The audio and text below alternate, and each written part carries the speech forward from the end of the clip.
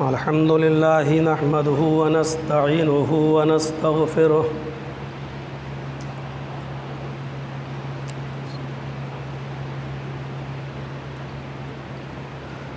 व नऊज़ु बिल्लाहि मिन शुरूरि अनफुसिना व मिन सय्यिआति अअमालिना।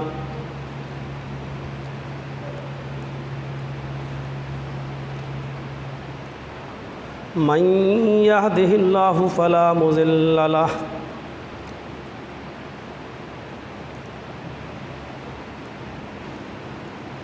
व मन युज़लिल्हु फला हादिय लह।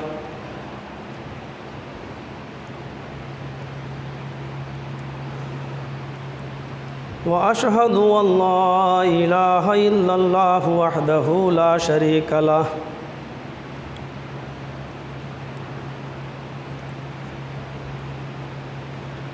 व अशहदु अन्न मुहम्मदन अब्दुहु व रसूलुहु। अम्मा बाद फ़इन्न खैरल हदीस किताबुल्लाह व खैरल हदी हदी मुहम्मदिन सल्लल्लाहु अलैहि वसल्लम व शर्रुल उमूरि मुहदसातुहा व कुल्लु मुहदसतिन बिदअह व कुल्लु बिदअतिन ज़लालह व कुल्लु ज़लालतिन फिन्नार। अऊज़ु बिल्लाहि मिनश शैतानिर रजीम।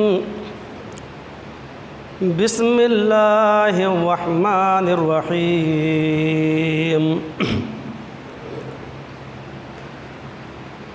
लन यनालल्लाह लुहूमुहा वला दिमाउहा वलाकिन यनालुहु तक़वा मिनकुम। रब्बिश्रह ली सदरी व यस्सिर ली अमरी वहलुल उक़दतम मिन लिसानी यफ़क़हू क़ौली।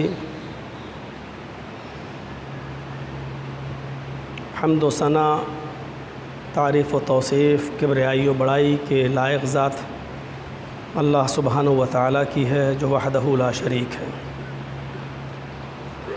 बादहु दरूद व सलाम की मुस्तहिक़ सबसे ज़्यादा हक़दार ज़ात जनाब मुहम्मद रसूलुल्लाह सल्लल्लाहु अलैहि वसल्लम की ज़ात गिरामी है।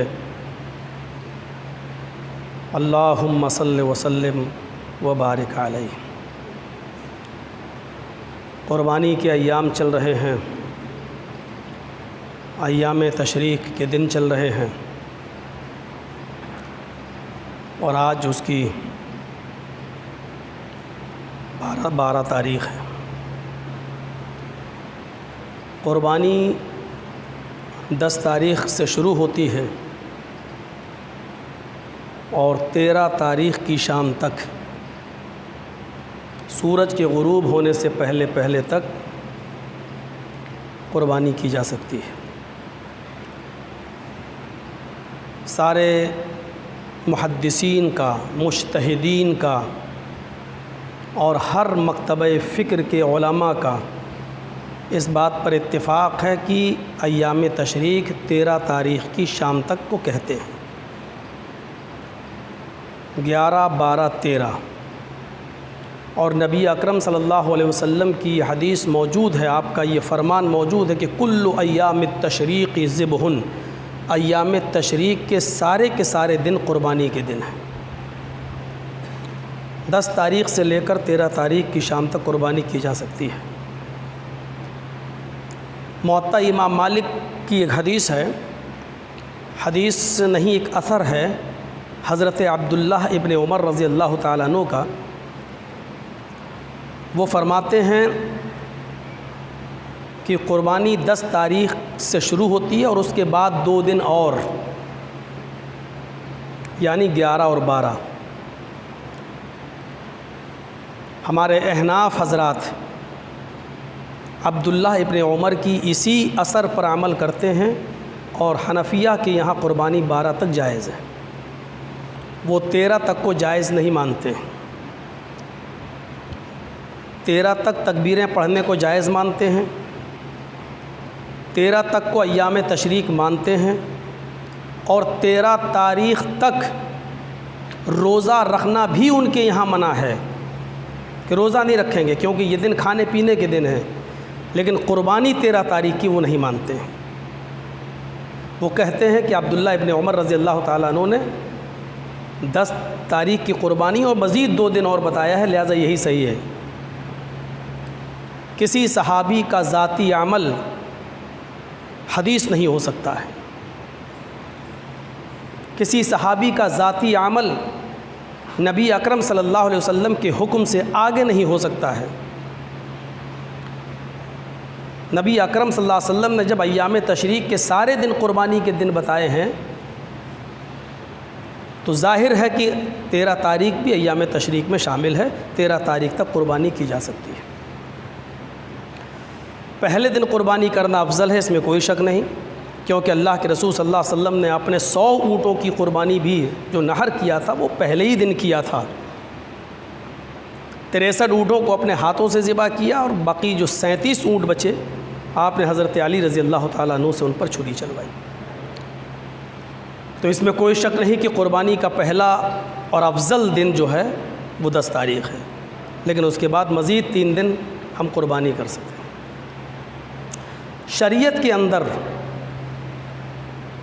इख्तिलाफ़ की गुंजाइश बाकी है, लेकिन शरीयत किसी भी मसले में मुखालिफत करने की पक्ष में नहीं है। इख्तिलाफ़ एक अलग चीज़ है और इख्तिलाफ़ पर मुखालिफत करना ये अलग चीज़ है। कुरान करीम पूरा पढ़ जाइए, कुरान करीम ने कहीं ये नहीं कहा कि तुम इख्तिलाफ़ मत करो। कुरान करीम ने कहा कि इख्तिलाफ़ तो होगा, फ़इन तनाज़अतुम फ़ी शैइन, दीन के किसी भी मसले में तुम्हारे दरमियान इख्तिलाफ़ हो जाए तो उस इख्तिलाफ़ को हल करने का रास्ता ये बताया कि फ़रुद्दूहु इलल्लाहि वर रसूल, उस इख्तिलाफ़ को अल्लाह और उसके रसूल की तरफ ले जाओ, अल्लाह और उसके रसूल की अदालत में ले जाओ, वहाँ से जो तुम्हें हुक्म मिले उसको दोनों पक्ष मान लें। दलील आ जाने के बाद फिर मुखालिफत नहीं। नबी अकरम सल्लल्लाहु अलैहि वसल्लम के इंतकाल के बाद हज़रत उमर फ़ारूक ने तलवार निकाल ली थी और कहा था अगर किसी ने कह दिया कि मोहम्मद रसूलुल्लाह का इंतकाल हो गया तो हम उसकी गर्दन उड़ा देंगे। नबियों को मौत नहीं आती है। जैसे हज़रत मूसा अलैहिस्सलाम अल्लाह से मिलने गए थे जबल तूर पर, ऐसे ही अल्लाह के रसूल सल्लल्लाहु अलैहि वसल्लम अल्लाह से मिलने गए हैं और कसम खाकर कहा था कि अल्लाह की कसम वो लौट कर ज़रूर आएंगे। उस वक्त हज़रत अबू बकर सिद्दीक़ ने उनके हाथ से तलवार छीन कर कहा था उमर होश में आओ, अल्लाह तबारक व तआला मेरे नबी पर 2 मौतें नाजिल नहीं करेगा, जो मौत बरहक थी वो आ चुकी है। अय उमर क्या तुमने कुरान नहीं पढ़ा? फ़इन्नका मय्यतुन व इन्नहुम मय्यतून, अय नबी आपको भी मौत आएगी और पूरी दुनिया को भी मौत की घाट उतरना है। अय उमर क्या तुमने कुरान नहीं पढ़ा कि अल्लाह तबारक व तआला फरमा रहा है कुरान के अंदर कि वमा मुहम्मदुन इल्ला रसूल क़द खलत मिन क़ब्लिहि रुसुल अफ़ इन माता औ क़ुतिला। अय मोहम्मद सल्लल्लाहु अलैहि वसल्लम आप सिर्फ अल्लाह के रसूल हैं, आपसे पहले भी बहुत से रसूल गुज़र चुके हैं। अफ़ इन माता, अगर मोहम्मद रसूलुल्लाह को मौत आ जाए, कितना सरीह लफ्ज़ कहा, फ़ इन माता, अगर ये मौत, अगर मोहम्मद रसूलुल्लाह को मौत आ जाए, और कुतिला या किसी मैदान जंग में कत्ल कर दिए जाएं, इन क़लबतुम अला आक़ाबिकुम, तो क्या तुम अपने एड़ियों के बल पलट जाओगे? तो क्या तुम दीन छोड़ दोगे? क्या मोहम्मद रसूलुल्लाह के इंतकाल या कत्ल की खबर सुनकर क्या तुम इस्लाम से मुँह फेर लोगे? जो ऐसा करेगा वो ख़ुद नुकसान उठाएगा, अल्लाह को कुछ भी नुकसान नहीं पहुँचा सकता। अय उमर क्या कुरान नहीं पढ़ा तुमने? उस वक्त हज़रत उमर फ़ारूक के जो जुमले हैं वो तारीख़ी जुमले हदीस की किताबों में, बुखारी जैसी हदीस में मौजूद हैं। हज़रत उमर फ़ारूक ने जुमले ये अदा किए थे, जब अबू बकर कुरान की आयतें मेरे सामने पढ़ रहे थे तो ऐसा लग रहा था जैसे जिब्राईल अलैहिस्सलाम कुरान की आयतें लेकर आज ही नाजिल हो रहे हों और मुझे आज से पहले इन कुरान की आयतों की कोई खबर ही ना हो। फिर हज़रत अबू बकर सिद्दीक़ ने तमाम मजमे को इकट्ठा किया और मोहम्मद रसूलुल्लाह के मिंबर पर, मस्जिद नबवी के मिंबर पर खड़े हो गए कहीं लोगों में बदअकीदगी पैदा ना हो जाए। हज़रत उमर ने कह दिया कि अल्लाह के रसूल अल्लाह से मिलने गए, कहीं ये सहाबा में एक अकीदा ना बन जाए कि नबी अकरम ज़िंदा हैं, उनका इंतकाल नहीं हुआ। हज़रत अबू बकर सिद्दीक़ मिंबर पर खड़े होकर खुतबा देते हैं और फरमाते हैं, सुनो लोगो, गौर से सुनो, मा मिनकुम याबुदु मुहम्मदन फ़इन्न मुहम्मदन क़द माता वमन कान मिनकुम याबुदुल्लाह फ़इन्नल्लाह हय्युन ला यमूत।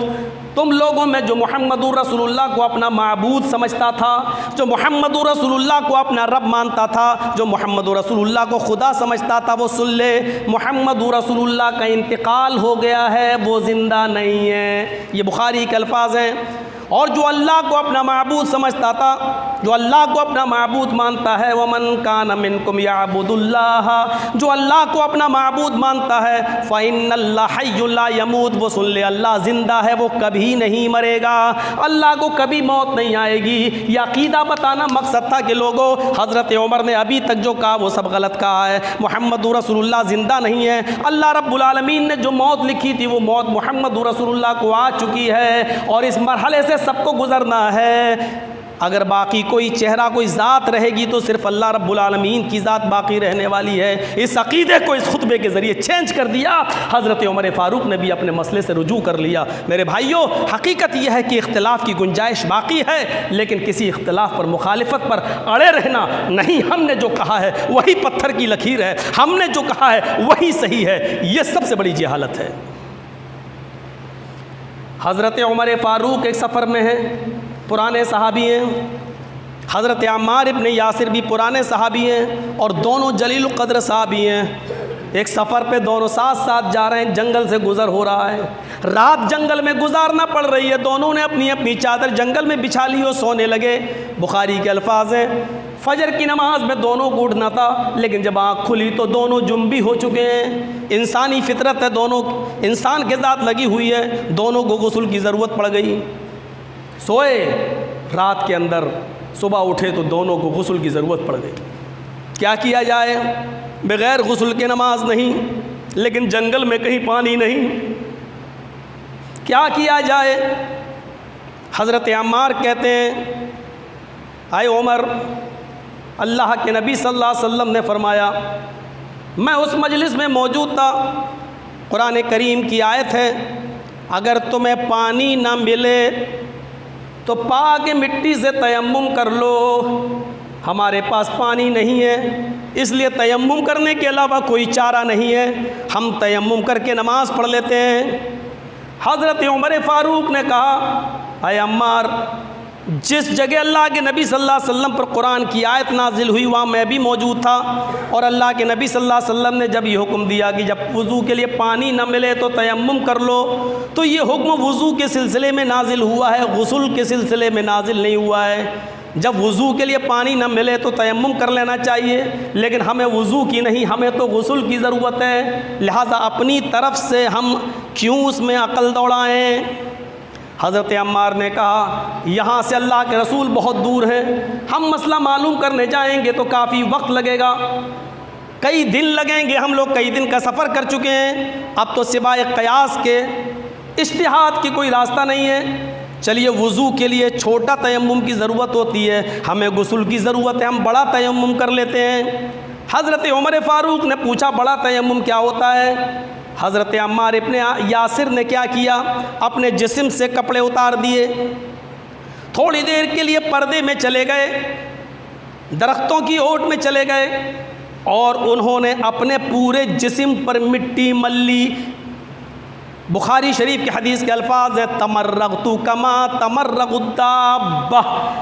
हज़रत अम्मार मिट्टी पर ऐसे लौटने लगे जैसे चार पैर वाला जानवर मिट्टी में लौटता है, ताकि जिस्म के हर हिस्से पर मेरी मिट्टी लग जाए और हम पाक हो जाएं। वो मिट्टी पर अपने जिस्म को लौट कर वापस आते हैं और उन्होंने नमाज अदा कर ली। हज़रत उमर ने कहा मैंने ऐसा कोई अमल अल्लाह के रसूल को करते हुए नहीं देखा और फरमाते हुए नहीं, हम तो उस वक्त तक नमाज तर्क कर देते हैं जब तक कि हमें पानी नहीं मिल जाता। वो शहर की आबादी में आए, सुबह सूरज निकलने के बाद वहाँ पहुँचते हैं, शहर में पानी मिल जाता है। जब पानी मिल जाता है तो उन्होंने गुस्ल किया और सबसे पहले अपनी छूटी हुई नमाज़ पढ़ी। क़ज़ा हो गई थी, उस नमाज को अदा किया। इन दोनों ने अपना अपना अमल कर लिया। हज़रत अम्मार ने अपने पूरे जिस्म पर मिट्टी फेर ली और नमाज़ पढ़ ली, लेकिन हज़रत उमर ने मिट्टी नहीं फेरी। उन्होंने, और कोई किसी को बुरा नहीं कह रहा है, उन्होंने सूरज निकलने तक इंतज़ार किया और पानी मिलने तक इंतज़ार किया, फिर गुस्ल किया और नमाज़ पढ़ी। जब सफ़र ख़त्म करके जब ये अल्लाह के नबी सल्लल्लाहु अलैहि वसल्लम के पास आए, अल्लाह के नबी से इन दोनों सहाबा ने जब अपना अपना तज़किरा किया तो अल्लाह के नबी सल्लल्लाहु अलैहि वसल्लम का जवाब ये था, अय अम्मार इब्ने यासिर तुमने भी गलत किया, और अय उमर तुमने नमाज तर्क करके तुमने भी गलत किया। दोनों की गलती, तुमने पूरे जिस्म पर मिट्टी फेरी ये भी गलत, और तुमने गुस्ल तक पानी का इंतज़ार किया और उसके लिए सूरज तक निकल आया, तुमने भी गलत किया। तयम्मुम एक ही है, अगर वज़ू के लिए पानी नहीं मिल रहा तब भी वही तयम्मुम है, और अगर गुस्ल की ज़रूरत पड़ जाए और गुस्ल के लिए पानी न मिले तब भी उसको वज़ू वाला तयम्मुम ही करना पड़ेगा। अपने दोनों हाथों को पाक मिट्टी पे मारना है, उनको एक बार फूंक मारना है, दोनों हाथों पे एक बार फूंक, जितनी मिट्टी हाथ में लगी है थोड़ी बहुत उड़ जाए, और जो बची हो उसी को अपने चेहरे पर मल लीजिए, और दाएं हाथ की हथेली को, दाएं हाथ के हथेली को बाएं हाथ की पुष्ट पर, यहाँ ये टखना है ना, ये गट्टा, यहाँ से ऐसे फेरना है, और बाएं हाथ की हथेली को दाएं हाथ की पुष्ट पर ऐसे फेरना है। बस इतना तयम्मुम है, एक ज़रबा बस, और इसी के बाद आप नमाज़ पढ़ सकते हो। सबसे बड़ी अदालत है मुहम्मदुर रसूलुल्लाह की, और इस अदालत में जब मुकदमा गया तो अम्मार भी गलत हो गए और हज़रत उमर फ़ारूक भी गलत हो गए। उलमा ने एक उसूल बना दिए, मुहद्दिसीन ने हदीसों को समझने के एक उसूल बना दिए। होता है इस उसूल की कसौटी पर कोई चीज़ रखी जाएगी तो ठीक, एक हुक्म बना दिया आम, एक हुक्म बना दिया ख़ास। आम है तो वो आम ही रहेगा, ख़ास है तो वो ख़ास ही रहेगा। आम हुक्म को अगर कोई ख़ास दलील ख़ास कर रही है तो वो ख़ास के हुक्म में है। कुरान एक हुक्म आम बयान करता है, सुनिए, इन्नमा हर्रम अलैकुमुल मैतता वद्दम वलहमल खिंजीर, तुम्हारे ऊपर सारे के सारे मुर्दार हराम हैं, मरा हुआ जानवर हराम है। इन्नमा हर्रम अलैकुमुल मैतता, मुर्दा हराम है, वद्दम, और खून भी तुम्हारे ऊपर हराम है, वल्लहमल खिंजीर, खिंजीर का गोश्त भी तुम्हारे ऊपर हराम है, वमा उहिल्ला बिही लिगैरिल्लाह, और हर वो चीज़ जिस पर अल्लाह के अलावा किसी गैर का नाम लेकर ज़िबा किया जाए, किसी गैर का नाम लिया जाए या किसी गैरुल्लाह के नाम पर उसको पाल पोस कर बड़ा किया जाए, फिर उसको ज़िबा कर दिया जाए, ये सारी की सारी चीज़ें तुम्हारे ऊपर हराम है। अब देखिए कुरान ने एक आम हुक्म बयान कर दिया, मुर्दार हराम है, खून भी हराम है। अब सारे मुर्दे हराम रहेंगे और सारा खून चाहे वो कैसा भी हो वो हराम रहेगा। लेकिन बुखारी और मुस्लिम की दलीलें और हदीसें पढ़ने के बाद हमें एक ख़ास हुक्म मिलता है। कुरान ने तो सारे मुर्दे हराम करार दे दिए, सारा खून हराम करार दे दिया, लेकिन जनाब मुहम्मद रसूलुल्लाह की एक रिवायत ख़ास कर देती है, सुनो, खून तो सब हराम है, मुर्दा तो सब हराम है, लेकिन अल्लाह के नबी फरमाते हैं कि हम तुम्हारे लिए दो मुर्दे हलाल करार दे रहे हैं। उन्हीं दो मुर्दों में अल्लाह के नबी ने फरमाया अस्समकु वल जिरा, एक मछली है जिसको मैंने मुर्दा की मुर्दा मछली को भी हलाल करार दिया है, उस पर छुरी चलाकर बिस्मिल्लाह अल्लाहु अकबर पढ़ने की ज़रूरत नहीं है, वो बनफ्से नफीस मुर्दा है, चाहे नदी से मुर्दा निकले, चाहे वो समंदर से मुर्दा मिले या तुम्हारे पास मुर्दा हालत में आए, बहरहाल वो हलाल है, उसको आप काटिए और खाइए, उस पर बिस्मिल्लाह अल्लाहु अकबर पढ़कर ज़िबा करने की, उसको हलाल करने की ज़रूरत नहीं है। एक आम हुक्म से दलील ख़ास मिल गई हमें, अब हम मछली को हलाल मानेंगे, इसलिए कि अल्लाह के रसूल सल्लल्लाहु अलैहि वसल्लम ने उसकी हिल्लत बयान कर दी है और उस आम से उसको ख़ास कर दिया है। वलजराद, और एक टिड्डी का हुक्म दे दिया है कि टिड्डी भी जो मरी की मरी हो, और तुम्हें खेतों में या खलियान में या जंगल में मरी हुई टिड्डी मिल जाए, अगर तुम उसको खाना चाहो तो वो मुर्दा टिड्डी भी तुम्हारे लिए हलाल है। दो मुर्दों को हलाल करार दे दिया है। फिर हमने देखा कुरान कहता है खून हराम है, लेकिन हमें अल्लाह के नबी की हदीस उसको ख़ास कर रही है कि दो किस्म के खून भी तुम्हारे लिए हलाल करार दे दिए गए हैं। अल्लाह के नबी उन खूनों की हिल्लत बयान करते हुए बयान करते हैं, अल-कबिदु वत्तिहाल, एक कलेजी तुम्हारे लिए हलाल है और दूसरी तिल्ली भी हलाल है। कलेजी भी खून होता है और तिल्ली भी खून होता है, लिहाजा तुम्हारे लिए दो खून, एक कलेजी और एक तिल्ली हलाल है। सुनिए, एक आम हुक्म था कि सारे मुर्दे हराम, लेकिन अल्लाह के रसूल की एक ख़ास हदीस ने, एक ख़ास रिवायत ने इन दो चीज़ों को अलग कर दिया। मुर्दे को, मुर्दों में दो मुर्दे यानी मछली और टिड्डी, और खून में दो खून, एक जो है कलेजी और दूसरी तिल्ली। तो देखिए आप, इस ख़ास दलील की वजह से अब ये दोनों चीज़ें हुर्मत के दायरे से निकल गई हैं। वही मैंने कहा, अगर कोई दलील ख़ास नहीं है, अगर ख़ास नहीं है तो फिर सब आम रहता। अगर अल्लाह के रसूल ये नहीं फरमाते तो मुर्दा मछली भी हराम रहती और मुर्दा और कलेजी भी हराम रहती, क्योंकि कोई दलील ख़ास नहीं और हुक्म आम है। लेकिन जब ख़ास दलील मिल गई तो ये दोनों चीज़ें हलाल हो गई। अब देखिए, एक आम हुक्म है, एक आम हुक्म है, अय्याम तशरीक़ के सारे दिन कुर्बानी के दिन हैं। एक आम हुक्म है, सारे के दिन कुर्बानी के दिन है। अब सवाल पैदा होता है, क्या रात में भी कुर्बानी की जा सकती है? तो उसकी दलील, उसका जवाब यह है, जी हाँ, रात में भी कुर्बानी की जा सकती है, इसलिए कि हुक्म आम है और अल्लाह के रसूल सल्लल्लाहु अलैहि वसल्लम ने किसी दलील ख़ास या ख़ास हुक्म देकर रात की कुर्बानी से मना नहीं किया है। जब मना नहीं किया है तो इस हुक्म के दायरे में रात भी शामिल हो गई। क्या अय्याम तशरीक़ के सारे दिन कुर्बानी के दिन हैं? जब सारे के सारे दिन कुर्बानी के दिन हैं तो रात भी अय्याम तशरीक़ में शामिल है। हाँ, अगर अल्लाह के रसूल कहते कि दिन में कुर्बानी कर सकते हो, रात में नहीं, तो एक खास हुक्म होता है। इसी तरीके से अल्लाह के रसूल ने फरमाया कि 1 से लेकर 13 तक अल्लाह ताला की तस्बीह, तहलील, तकबीर बयान करो, तो ये हुक्म आम है। अब उसको हराम या नाजायज़ करने के लिए दलील ख़ास की ज़रूरत थी कि तुम फ़र्ज़ नमाज के बाद मत पढ़ना, लेकिन ऐसी कोई रिवायत जब नहीं मिलती है तो मेरे भाइयों, इस हुक्म के अंदर वो चीज़ भी शामिल हो गई कि जब आम हुक्म है तो वो फ़र्ज़ नमाज के बाद भी पढ़ी जा सकती है। मेरे भाइयों, इसमें इख्तिलाफ की कोई गुंजाइश बाकी नहीं रह जाती है, और इख्तिलाफ होता है तो कुरान कहता है, फस्अलू अहल ज़िक्रि इन कुंतुम ला तालमून। अगर तुम्हारे दरमियान किसी बात को समझने और न समझने में इख्तिलाफ हो जाए तो उसको अहले इल्म से पूछ लिया करो, अहले इल्म से जान लिया करो अगर तुम नहीं जानते हो। ठीक है, अगर ऐसी बात है, मेरी बात समझ में नहीं आ रही, आपकी नहीं, तो कम से कम जमात के सबसे बड़े इदारे की बात मान लो, जमात के सबसे बड़े मदरसे की बात मान लो, जो जमात के सबसे बड़े मुफ्ती की बात मान लो। लेकिन इसके बावजूद भी अगर कोई शख्स ये कहे कि मैंने जो कहा वही पत्थर की लकीर है, तो मेरे प्यारे साथियों, यहीं से इख्तिलाफ की बुनियादें पड़ती हैं और इसी को अल्लाह के नबी सल्लल्लाहु अलैहि वसल्लम ने सख्ती से मना किया है। ये चीज़ हमारे और आपके दरमियान नहीं होनी चाहिए और किसी के दरमियान नहीं होनी चाहिए। मेरे भाइयों, दलीलें बहुत, इस तरीके की दलीलें इतनी मिलती।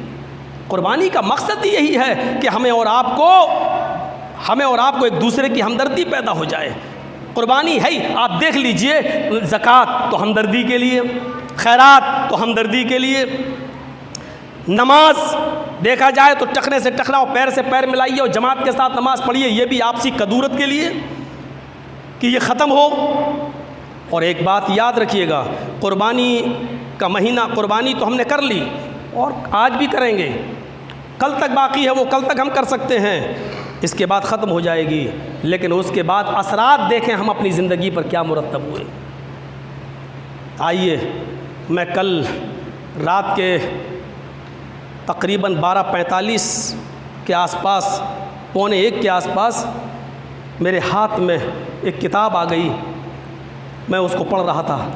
मैं सकरात का मुताला करने लगा। यूनानी फ़लसफ़ियों में बड़े बड़े लोग भी गुज़रे हैं, अफलातून, नेपोलियन, सकरात। मैं सकरात को पढ़ रहा था। महान पुरुषों की ज़िंदगी को पढ़ना चाहिए इंसानों को, चाहे वो कुछ भी हो। आखिर इन लोगों ने नाम कैसे कमाया। मैं सकरात को पढ़ रहा था। सकरात की एक बात मेरे दिल को छू जाती है। लिखा है उस किताब के अंदर कि एक बाप अपने बेटे को लेकर किसी जंगल की तरफ सफ़र कर रहा था। गौर से सुनिएगा। एक बाप अपने बेटे को लेकर किसी जंगल की तरफ सफ़र कर रहा था और बीच जंगल में जब पहुंचता है तो उस बेटे का पैर फिसल जाता है। जैसे ही उस बेटे का पैर फिसलता है, उसकी ज़बान से आवाज़ निकलती है चीख कर, मुझे बचाओ मैं गिरा। ज़ोर से बोला, मुझे बचाओ मैं गिरा। उसकी आवाज़ करीब में ही एक पहाड़ से टकराती है। इस बच्चे की आवाज़ करीब से ही एक पहाड़ से टकराती है और पहाड़ से टकराने के बाद वो आवाज़ वापस आती है लौटकर, मैं गिरा मुझे बचाओ। ये लड़का कहता है, कौन है वहाँ? पहाड़ से टकराकर आवाज़ वापस आती है, कौन है वहाँ? लड़के को गुस्सा आता है। लड़के ने कहा, खामोश। पहाड़ के दामन से टकराते हुए आवाज़ आती है, खामोश। बच्चे को मज़ीद गुस्सा आता है। लड़का कहता है, तुम बुज़दिल हो। टकरा कर आवाज़ वापस आती है, तुम बुज़दिल हो। इसने कहा, तुम कायर हो। पहाड़ से टकरा कर आवाज़ आती है, तुम कायर हो। इसने फिर चीख कर कहा, तुम्हारे अंदर हिम्मत नहीं है मुकाबला कर सको और सामने आ सको। वहाँ से आवाज़ आती है, तुम्हारे अंदर हिम्मत नहीं है सामने आ सको। लड़के ने कहा, अब्बू ये क्या हो रहा है? डैडी ये मेरी समझ में नहीं आ रहा क्या हो रहा है। बाप ने कहा, बेटे गौर करो। बेटे ने एक दो बदतमीज़ी के जुमले और कहे, अपनी माँ का दूध पिया है तो सामने आ। उधर से भी आवाज़ आती है, अपनी माँ का दूध पिया है तो सामने आ। बाप ने कहा, बेटे मैं तुम्हें समझाता हूँ, रुको। अरे साहब आप बड़े अच्छे इंसान हैं, आप बताइए कि आप कौन हैं? वहाँ से आवाज़ आती है, अरे साहब आप बहुत अच्छे इंसान हैं, आप कौन हैं? अरे साहब आप तो बहुत बहादुर हैं। इस बाप ने कहा, आप तो बहुत बहादुर हैं। वहाँ से आवाज़ आती है, अरे भाई आप तो बहुत बहादुर हैं। अरे साहब मैंने आपसे अच्छा इंसान देखा ही नहीं। पहाड़ से टकरा कर आवाज़ आती है, हमने तो आपसे अच्छा इंसान देखा ही नहीं। कहा, बेटे तुमने जो कहा वो भी सुना और हमने जो कहा वो भी सुना। इस आवाज़ का नाम है गूंज। इस आवाज़ का नाम है गूंज। यही दुनिया है। ये आवाज़ हमें दुनिया का एड्रेस दे रही है। ये आवाज़ चीख चीख कर कह रही है कि यही दुनिया का निज़ाम है। तुम जिसको जैसा और जिस तरह इस्तेमाल करोगे और जिसके साथ जैसा सलूक करोगे वैसा ही तुम्हें लौट कर वैसा ही मिलेगा। अगर तुम चाहते हो कि इस दुनिया में तुम्हें इज्जत मिले तो इज्जत देना सीखो। अगर तुम चाहते हो दुनिया में तुम्हारी इज्जत हो तो दूसरों को इज्जत देना सीखो। अगर तुम चाहते हो कि लोग हमें 4-5-10 आदमियों में बिठाएं और इज्जत दें तो तुम भी 4-5-10 आदमियों को अपने पास बिठाना सीखो। अगर तुम चाहते हो कि लोग हमारी कद्र और मंजिलत को समझें तो सबसे पहले तुम्हें लोगों की कद्र और मंजिलत को समझना पड़ेगा। बेटे ये दुनिया है, एक एक चीज का हिसाब ले लेती है। अगर तुम दूसरों पर जुल्म और सितम करोगे तो कल तुम्हारे ऊपर भी जुल्म और सितम होगा। अगर तुम चाहते हो कि हमारे साथ हक व इंसाफ होता रहे तो तुम्हें दूसरों के साथ हक व इंसाफ करना पड़ेगा। बेटे ये दुनिया है और ये गूंज हमें बता रही है कि यही दुनिया का निज़ाम है। मेरे भाइयों कुर्बानी हमें यही सिखा कर गई है और ये महीना हमें यही सिखा कर गया है कि अपने पेट पर जो तुमने आज खाया है और जो पूरे साल तुम खाते हो, गरीब लोग ऐसा गोश्त खाने के लिए तरसते हैं। अगर तुम चाहते हो कि हम साल के 12 महीने हम ऐसा ही खाएं तो दूसरों को इसी तरीके से खिलाना सीखो। अगर तुम चाहते हो कि हमारे साथ लोगों की हमदर्दी बनी रहे तो तुम्हें भी दूसरों की हमदर्दी को अपनाना पड़ेगा। इस पहाड़ की आवाज़ नमाज ने यह साबित कर दिया है और बाप ने अपने बेटे को यह दर्स देकर समझा दिया है कि यह दुनिया का निज़ाम है। तुम दूसरों को इज्जत दोगे तो तुम्हें इज्जत मिलेगी, तुम दूसरों को प्यार दोगे तो तुम्हें प्यार मिलेगा, वरना लौट कर वही चीज़ मिलेगी जो तुम दूसरों को दे रहे हो। मुझे उम्मीद है कि इससे बहुत कुछ सबक मिला होगा और सबक हमने सीखा होगा। अल्लाह रब्बुल आलमीन कुर्बानी के इस महीने से हमें यही हमदर्दी को अपनाने की तौफीक अता फ़रमाए, एक दूसरे का दर्द हमें समझने की तौफीक अता फ़रमाए और एक दूसरे की इज़्ज़त करने की हमें तौफीक अता फ़रमाए, एक दूसरे का एहतराम करने की हमें तौफीक अता फ़रमाए। इलाहुल आलमीन, हम तुझसे दुआ करते हैं कि हमने जो कुर्बानियाँ पेश की अल्लाह उन कुर्बानियों को कबूल फ़रमा ले और अल्लाह इस कुर्बानी को उम्मत इस्लामिया के इत्तिफ़ाक़ और इत्तिहाद का ज़रिया बना दे। बार इलाह, जब तक तो हमें ज़िंदा रख, इस्लाम पर ज़िंदा रखना और जब हमारा ख़ात्मा हो तो ईमान पर हमारा ख़ात्मा फ़रमाना। वमा अलैना इल्लल बलागुल मुबीन व आखिरु दावाना अनिल हम्दुलिल्लाहि रब्बिल आलमीन।